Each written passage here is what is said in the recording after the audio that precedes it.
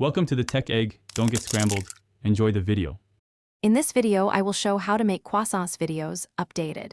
Start by organizing your ingredients and camera setup before you touch the dough. Walk through recipe pacing, camera framing, and how to record lamination so each fold reads on video. Keep instructions concise, narrate key tactile cues, and show close-ups of texture changes. Use short clips for proofing times and a final pull-apart shot to highlight flaky layers. Frame your croissant process with deliberate shots that tell the story of texture and technique. Demonstrate each fold slowly, then show the sped-up version to conserve runtime and keep viewers engaged.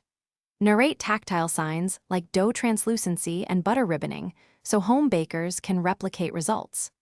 Alternate between wide process views and macro details, and include timer graphics or captions to communicate rest and proof durations clearly.